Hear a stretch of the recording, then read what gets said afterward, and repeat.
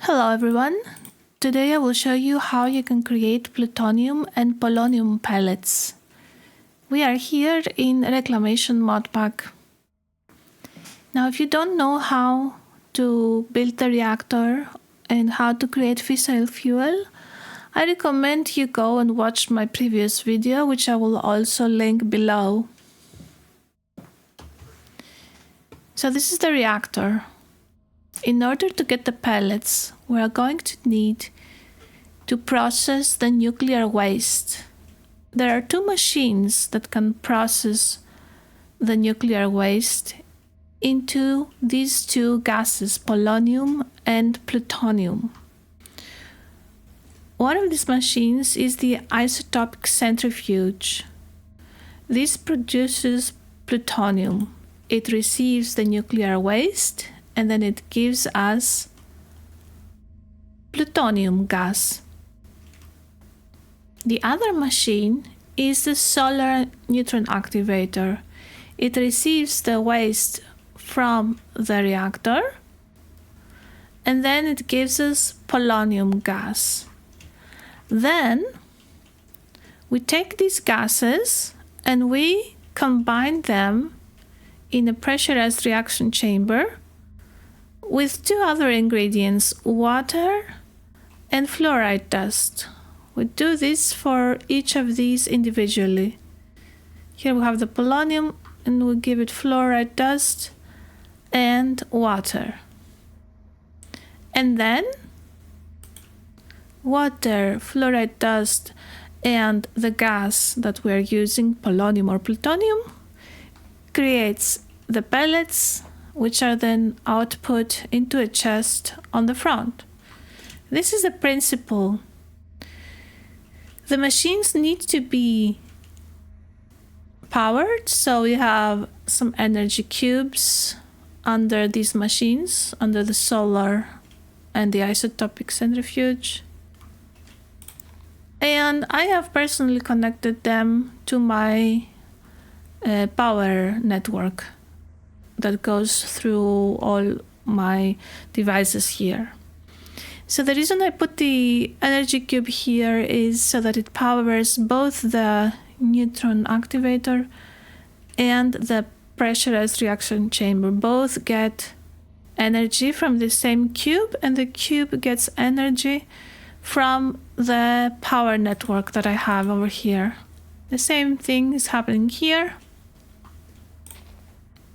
The energy cube, pressurized reaction chamber and isotopic centrifuge.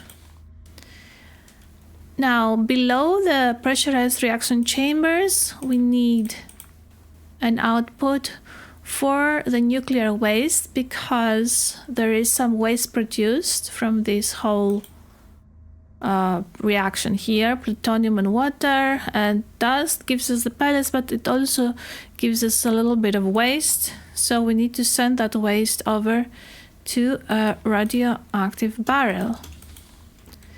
Now I will show you exactly the configuration. We have here a fission reactor port set to output waste with the configurator. You just shift right click until it's yellow.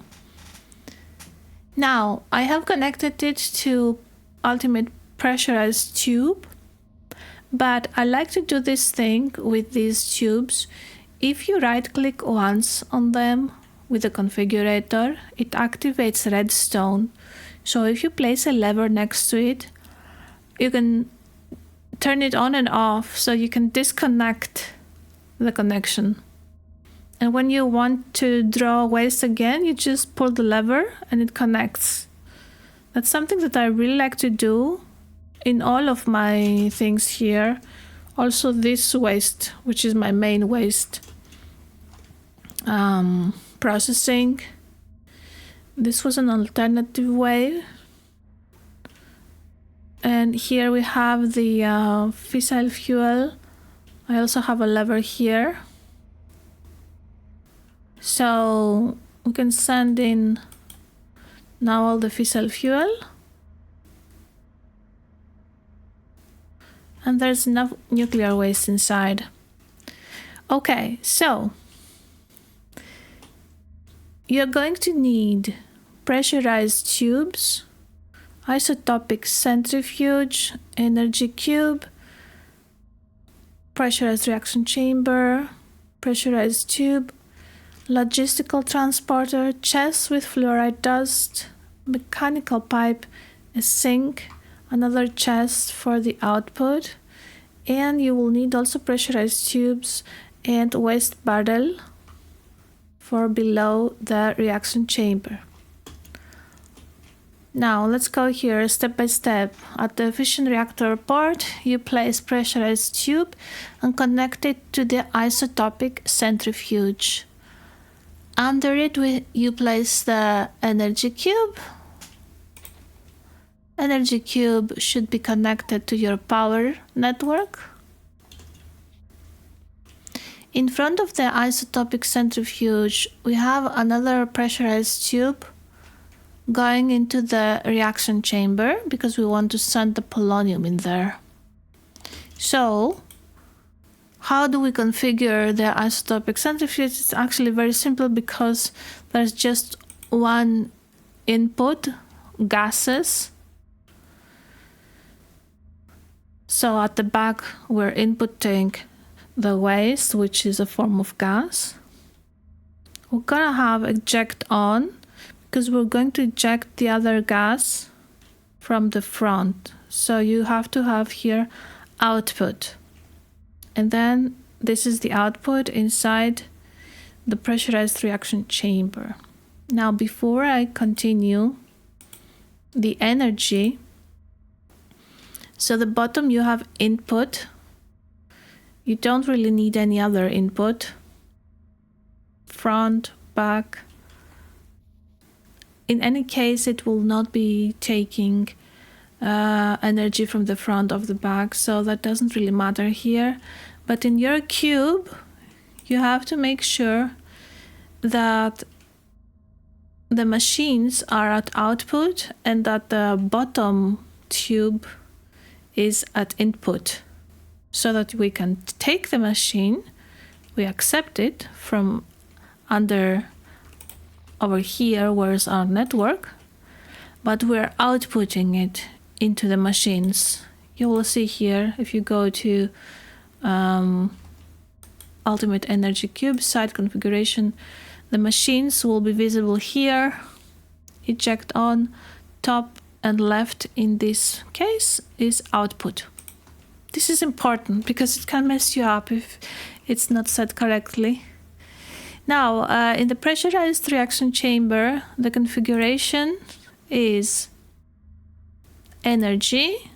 Oh, we're accepting energy from the cube. There isn't any other way to accept energy. Even if the rest of these are in input, it doesn't mean anything. Now, in items, we have eject on, and the front chest is in output, so that we send the pellets there. The left logistical tube is in input because we want the fluoride dust. Now, when you connect the ultimate logistical transporter, you need to use your configurator and shift click until it's set at pull. Otherwise, it will not take the fluoride dust from the chest. I like to place a small glass item frame here with the item so that I know what I need to put in there if it empties, because I don't remember everything by heart. So, site configuration, if we go to fluids, it's basically input from the right.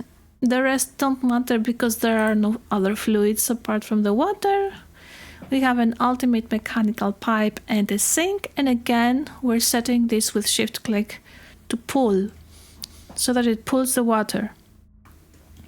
Don't forget that under it we have the radioactive waste barrel connected with a pressurized tube. So that's a form of gas. If we configure gases here, eject on, because we need to be able to eject gases. So at the bottom we have output of gases. At the top we have input, because we're getting the plutonium from the other machine. Right is output, but right is not a connection that accepts gases, so it doesn't really matter. And in items, make sure that the front is output and eject is on. Here we're getting the plutonium pellets. This is the configuration. Now if I turn it on, we can see that it's working. It's full of nuclear waste. It's producing plutonium. Plutonium goes straight into the pressurized reaction chamber. You can see it here. And once it's full, it will start reacting with the dust.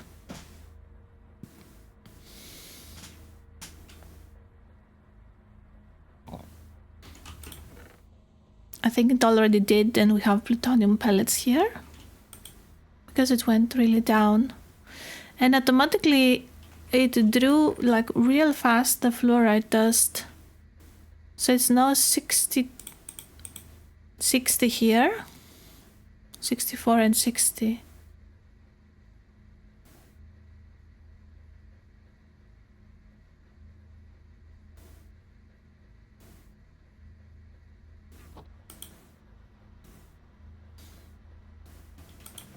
And 4 pellets here. If you want, you can put upgrades. Oh, it's working. Yay! So we saw it very briefly, and we also saw here some waste very briefly, but they were both forwarded. So we have now 5 plutonium pellets, and the waste went down. And here now we have 1 dust less. Now the same principle is valid for polonium pellets. It's the same logic exactly. It's just that we have a different machine, the solar neutron activator, and it creates polonium gas. So I've done again here the same configuration with the redstone, pressurized tube into the waste output. And now the solar neutron activator is receiving waste and it's turning it into polonium gas. So if we go to the side configuration, in gases, both waste and polonium are gases. Eject is on so that we can forward it. The back is input, we're receiving the waste, and the front is output, we're sending the polonium to the front. Now, under we have the cube, which we are receiving energy from. We always need to check at the cube if the machines are at output and the bottom is at input, connected to the power network. So then we have again the pressurized reaction chamber that gets fluoride dust and water and the polonium. So it's exactly the same configuration, guys. If you understand the logic, you can do this on your own as well. So we're receiving gases from the top. Eject should be on because we're going to forward that. Actually, it doesn't matter because we will not forward. Oh, we will forward gases. We will forward the waste. So it should be eject on, definitely. So top is input. We're receiving polonium from the solar neutron activator. You see, this is the top. It's a pressurized tube, which we always use for gases. gases. And then at the bottom we have output, because we have the waste, which is another gas, pressurized tube, and a waste barrel. You see this one over there. I like to hide these. They're not very elegant to have around, and they're dangerous as well if you break them by chance. So, energy, it is receiving energy from the cube. Fluids, it's receiving from the right. Items, we have eject on. Front is output, where we get the pellets, and left is input, where we get the fluoride dust. Again, you must not forget to set this logistical transporter at pull, also at the sink, where we have the ultimate mechanical pipe. So logistical transporter for items, mechanical pipe for fluids. And we're getting polonium pellets here. It's exactly the same philosophy. Now I'm going to turn this off and turn the reactor off. I used to have another configuration which I got from a video on YouTube. It was this one. I was testing to have a buffer with a radioactive waste barrel, but it's not necessary. So I decided to change this configuration here, this system, because I realized that I could make this a little bit more elegant, and I could also save space. Instead of sending this to the sides, I put it under, and I brought these closer to the reactor. And then I managed to, instead of using 2 cubes for 2 of these machines, I used 1 by raising this machine a block higher. And the other reason is that we're gonna need another multi-block soon, which I will probably place around here so that it's near the battery. So I didn't have a lot of space in my survival world on these sides. The turbine and the reactor are closer to each other, so that's why I came up with this design here. So I hope you enjoyed it. I hope you learned the logic behind it, because once you understand the logic, it's actually easy to figure out how these things work on your own as well. So thanks for watching. I'll see you in the next video. You can also join me sometimes on Twitch if you would like to watch some chill streams of me playing modded Minecraft. Bye!